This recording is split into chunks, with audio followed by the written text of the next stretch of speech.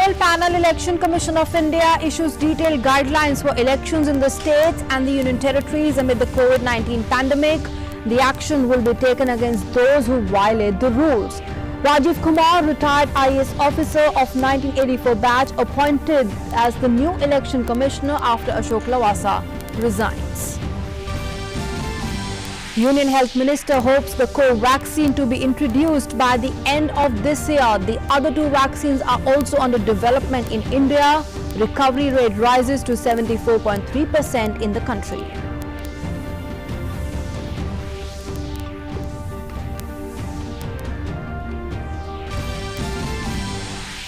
Centre eases norms to offer 50% salary for 3 months as unemployment allowance to workers covered under the ESIC. The move to provide much needed respite to nearly 40 lakh workers in view of COVID-19. The ESIC also decides to extend the scheme up to 30th June next year.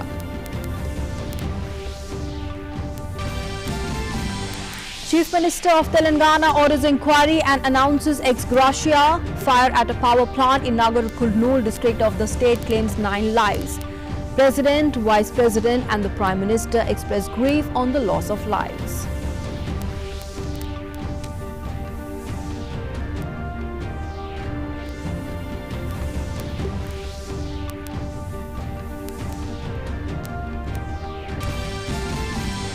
The World Health Organization extends hopes to recover from the world's COVID-19 epidemic in less than 2 years, says the pandemic could be controlled sooner than the Spanish flu of 1918. Over 2.3 crore corona cases worldwide. More than 8 lakh people have lost their lives.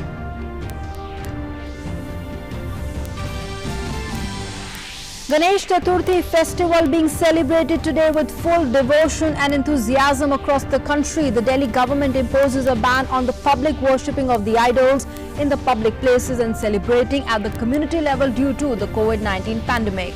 President and the Vice President extend best wishes to the people on Ganesh Chaturthi.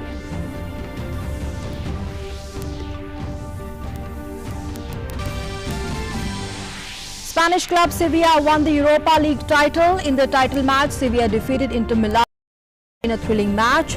This is the record 6th Europa League title of Sevilla.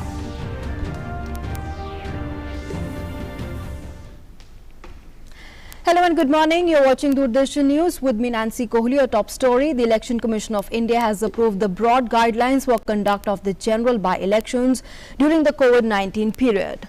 Voters will be provided gloves while using the electronic voting machines, and COVID-19 patients in quarantine will be allowed to vote at the last hour of the polling day. A separate set of guidelines would also be issued for voters who are residing in the areas notified as the containment zone. Meanwhile, the Election Commission has also decided to hold the by-election to the one casual vacancy in the Council of the States from Uttar Pradesh. The Election Commission will issue notifications on the 25th of this month. While the last date of making nominations is 1st September, the date of the polling is 11th September. The counting and results will also be declared on the 11th. Now, salient features of the guidelines issued by the Election Commission include: for all the persons, every person shall wear a face mask during every election-related activity. Also, at the entry of the hall or the room premises used for election purposes, and those would be thermal screening of all the persons shall be carried out. Sanitizers, soap and water shall also be made available. Social distancing shall also be maintained as per the extent of the COVID-19 guidelines.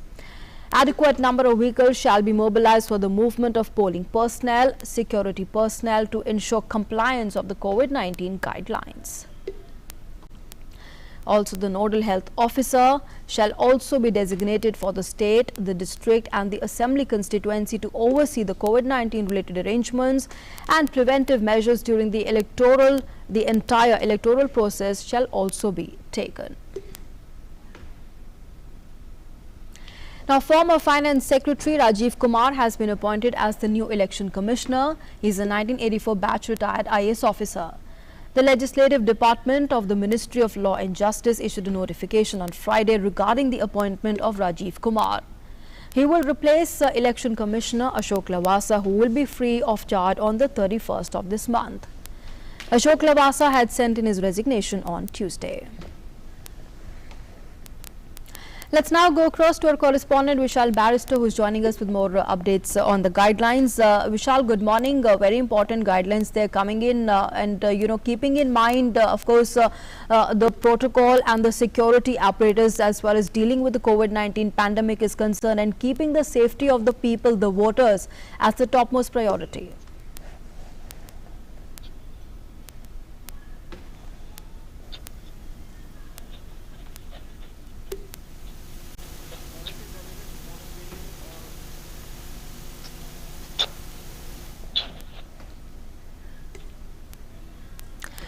Vishal, will try and reconnect with you as we're unable to hear you at this point, but we'll get that connection as soon as possible with you and get more updates from you. All right, I'm given to understand that we have your audio once again. Vishal, yes, please go ahead.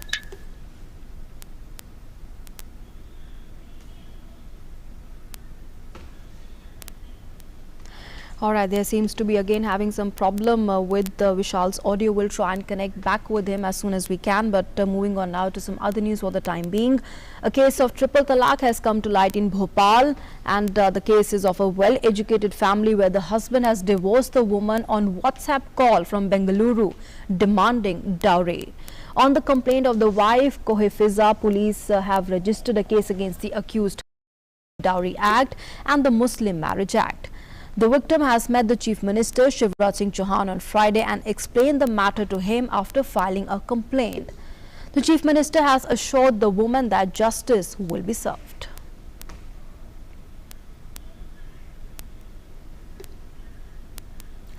Now moving on now to the weather conditions. The Met Department has issued a red alert for extremely heavy rainfall in 6 districts of Madhya Pradesh. Extremely heavy rainfall is very likely at the isolated places in Hoshangabad, Jabalpur, Betul, Narsinghpur, Sioni and Harda districts. The Met Department has also issued an orange alert for very heavy rainfall at the isolated places in 12 districts including Vidisha, Ujjain, Chhindwara and Panna. The warnings are valid till today morning. The state is receiving heavy rain since Friday morning. According to the Met Department, the monsoon was active in the entire state in the last 36 hours. And similar situation is also expected in the next 2 days. The state government has meanwhile instructed the district collectors to take appropriate steps and measures to ensure that the flood and waterlogging conditions do not arise in view of the rain alerts. The life in many districts has been affected due to heavy downpour. The water level of many rivers is also increasing. Let's now go across to our correspondent Aditya Shrivastava, who is joining us from Bhopal this morning. Aditya, good morning. It's a tough situation there panning out across the state as far as the weather conditions are concerned. What can you share with us? Yes, you are right. This is a tough situation for Madhya Pradesh. Very to very heavy rain has been continuing in most of the places of Madhya Pradesh, especially in Indore, Ujjain, Bhopal, Balaghat region. Water comes in residential area. Most of the rivers floating over the mark. And we can say the daily life has been suffered in Madhya Pradesh for this very heavy rain. Met Department officials said this condition may continue for next 24 to 48 hours in Madhya Pradesh because most of the districts had dry last few days. But in this time, the monsoon play actively role in most of the districts of Madhya Pradesh, especially in Bhopal, Indore. We can also see the most of the villages had cut the roads for floating the water of highways. That's why the water logging situation is also created in Madhya Pradesh in most of the villages, most of the down area of Bhopal, Indore, Balaghat, Ujjain, Ratlam, Narsinghpur. So the daily life is suffering. The livelihood is also take the challenge in this time. State government also gave instruction to the district administration to take necessary action in this situation. If the flood situation is facing the districts, please make arrangement to the shelter homes for the people who are suffering in this flood. All right. All right, Aditya, thanks very much for joining us for the moment and sharing those inputs. And focusing now on the flood situation in Bihar, which is still grim, although the flood water has receded from some localities in Muzaffarpur and Darbhanga. Over 81 lakh population spread over 130 blocks and 1,322 panchayats of 16 districts are still facing the wrath of floods. Over 5,000 people have taken shelter in 6 relief camps in Khagadia and Samastipur. In Darbhanga, the water has partially receded from 40 panchayats, but 180 panchayats are still marooned in the district. The situation has also improved in Muzaffarpur and Samastipur. The river Ganga is still above the danger mark at Patna's Gandhi Ghat, Hathida and Kehelgaon. It has registered increase in the water level in Buxar, Munger, Bhagalpur and Kehelgaon. Budi Gandak is still above the danger mark in Samastipur, Rosara and Khagadia. The Kosi river is also above the danger mark in Baltara. The embankments in Saran and Champaran have also been breached. Relief and rescue operations are being carried out on a war footing.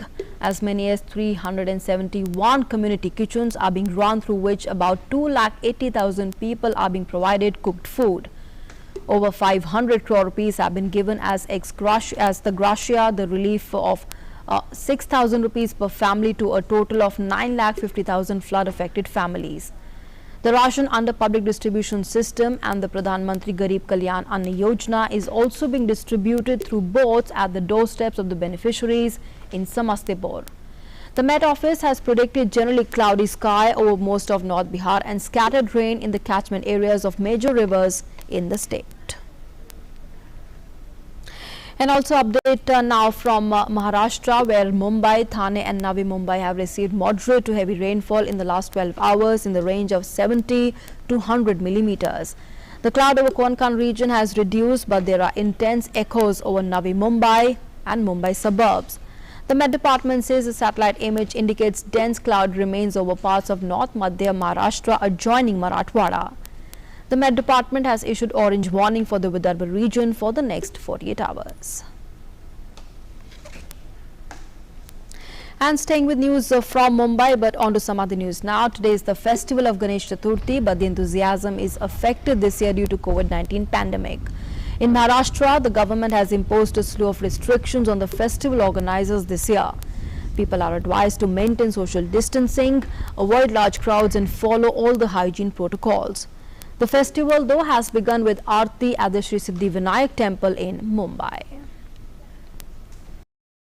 Let's go across now to our correspondent Yogesh Sheetal on both these stories as far as Mumbai rains and of course the Ganesh Chaturthi celebrations are concerned. Yogesh, first of all, talking about the rains there in Mumbai, good morning to you. You're wearing a raincoat there, so it seems that it's still raining. Just give us a sense of what the weather conditions are looking like this morning.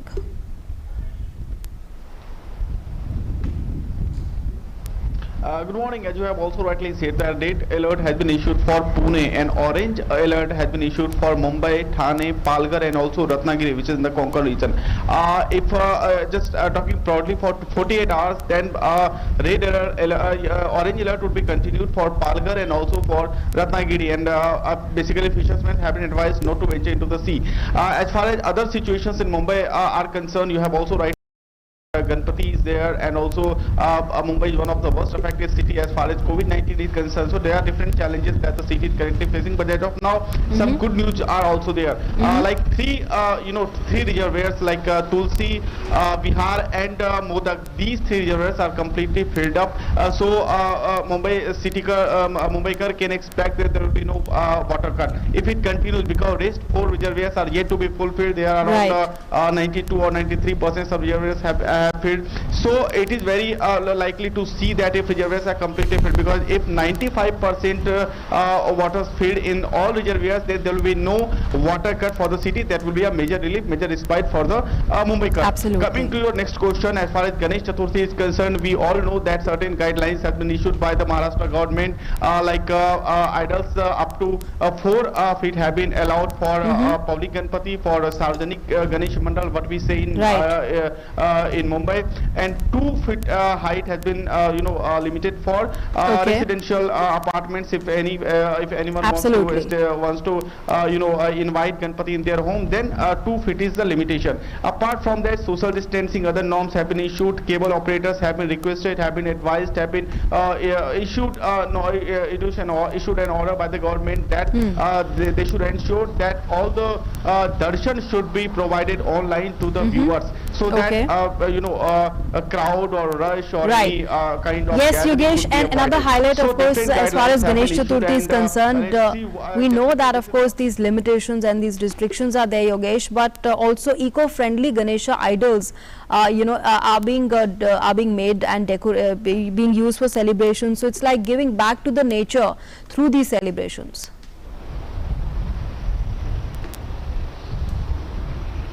Yeah, right. In fact, last few years we have been witnessing here in Mumbai, the awareness have been, there have been awareness around the corner. People are very aware because of certain campaigns by the NGOs, by the people, by the like-minded people. So definitely this thing we are witnessing in Mumbai.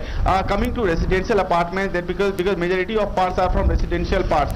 There are some Sarvajanik Ganesh Mandal, there is no doubt, but residential people are very, in Ganpati and Dahi, these are the main festivals in Maharashtra. So people basically invite Ganpati in their homes. So they have been advised by the BMC that they should use metal or marbles or anything like lay to establish their Ganpati, and so that immersion process could be avoided. So because also in COVID guidelines, it is clearly mentioned that there will be no immersion procession and maximum 5 people would be allowed. So definitely BMC has also, and the government had also, both agencies have been advising to the people to just ensure that immersion process could be avoided, and for that definitely eco-friendly Ganpati would be the best best technique to avoid immersion process. So definitely these Ganpati has been in trend in the city and also outside the city, different pockets of Maharashtra wherever Ganpati is celebrated. Absolutely. All right,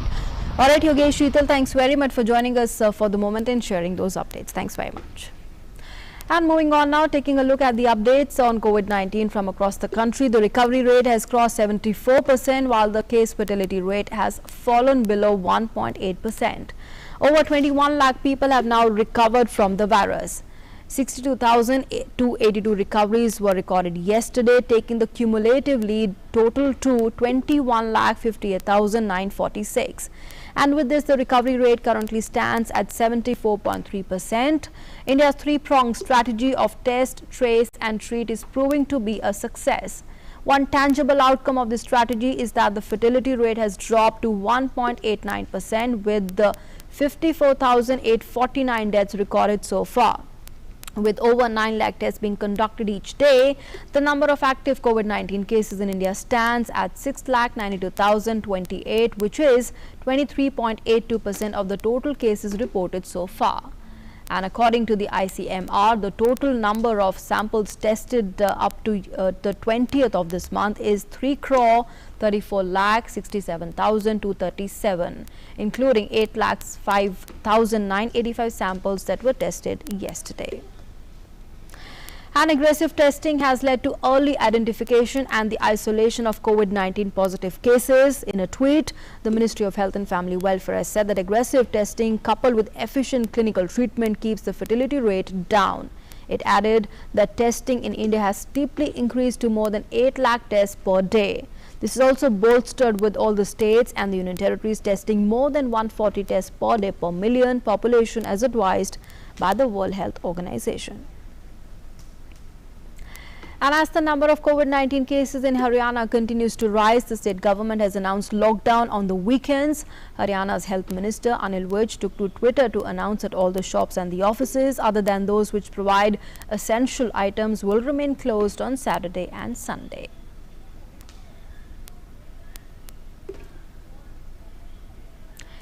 In Punjab, a series of emergency measures have already been announced, including the extension of the weekend lockdown with daily night curfew from 7 in the evening to 5 early morning in all the cities and towns. A total ban on all the gatherings except weddings and funerals has also been extended across the state till the 31st of this month.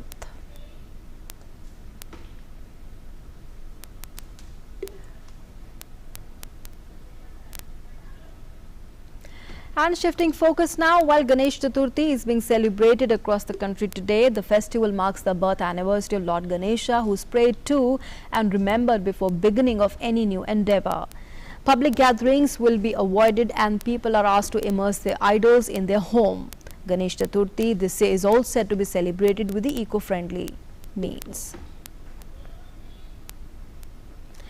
President Ramnath Kovind has greeted the nation on Ganesh Chaturthi. He tweeted, I quote, Ganpati Bappa Moria, greetings on Ganesh Chaturthi. The festival is an expression of people's enthusiasm, joy and forbearance in taking every section of society along.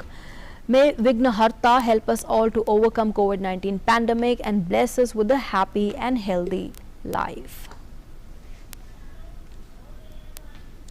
Vice President M. Venkaiah Naidu has said that Lord Ganesha is revered as an embodiment of wisdom, prosperity and good fortune. He said people invoked Lord Ganesha and seek his blessings to remove obstacles in the path before they begin anything new. The Vice President also urged people to strictly adhere to COVID-19 restrictions and tone down the celebrations in view of the spread of the virus. He has also appealed to citizens to maintain physical distancing and good hygiene while celebrating the festival. And Prime Minister Modi has tweeted, I quote, greetings on the auspicious festival of Ganesh Chaturthi. May the blessings of Bhagwan Shri Ganesh always be upon us. May there be joy and prosperity all over, unquote.